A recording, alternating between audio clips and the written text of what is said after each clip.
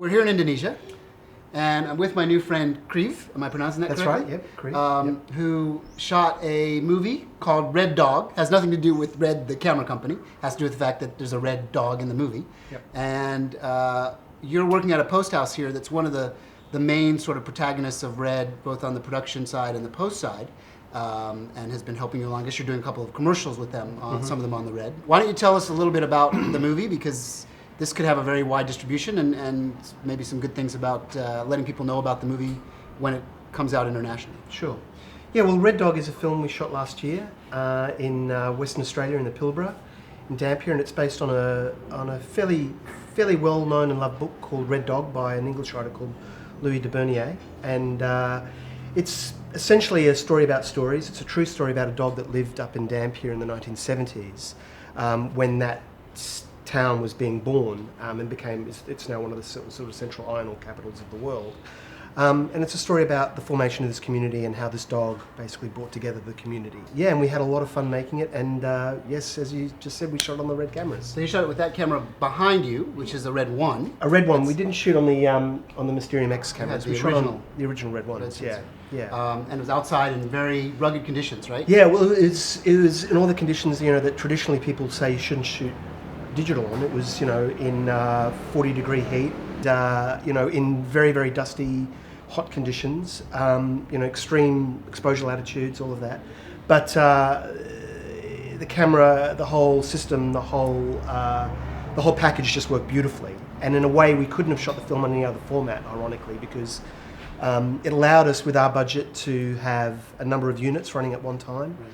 Which was very critical in terms of maximising our location, the value of our locations out there.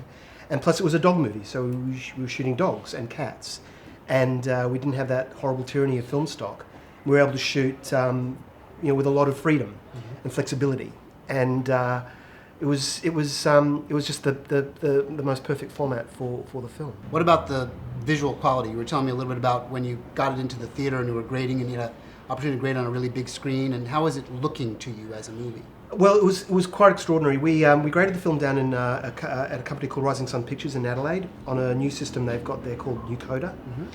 And it's a great way to grade because you're actually grading off 4K files projected onto a big screen. So it's like literally sitting in the cinema instead of looking at a monitor.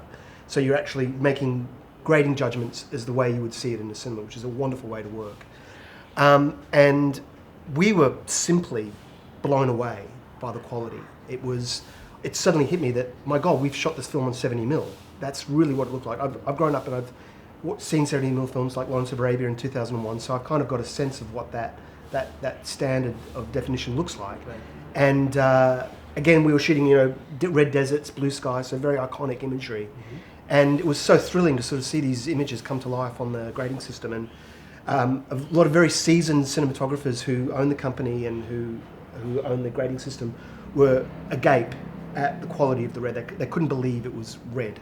Trailer for the movie is either just online or getting ready to be online. It's just about to come online, yeah. The film's coming out in Australia. It's being released nationally in Australia on April 21st during Easter through Village Roadshow. And yeah, I think they're literally about to press the button on the trailer, which will be out hopefully in the next couple of weeks. And so there's a little viral video that we've got on YouTube, which is a teaser trailer. And we can maybe put the link up on this interview for that. Yeah, that'd be okay? Yeah, it's my edition of the dog. Okay, Coco, I'd just like to try a couple of expressions that I saw you do in training the other day. I just want to sort of just see where we can take them. Now, Coco, try that little snarl. Ooh, the snarl's great. Fantastic. Perfect. In addition to the flexibility and the image quality, anything else that really struck you as this turn in technology? Well, that's a really good question because for me the discoveries were profound. On a practical working level, shooting with this system that we had, shooting with, say, being able to have two cameras, and as I said, not having the tyranny of film stock, not having that horrible conversation at the end of the day where the producer comes up saying you've shot too much, you've got to... I hated those conversations on my previous films. They just made me sick. And not having that, just having that stress taken away from you as a director, just frees you up and gives you so much more confidence and so much more freedom and liberty to create the film. And what I really loved was the idea of being able to direct off a high-def monitor. Grown up directing off, the ARRI splits, which are kind of foggy and they're not that good best of the time.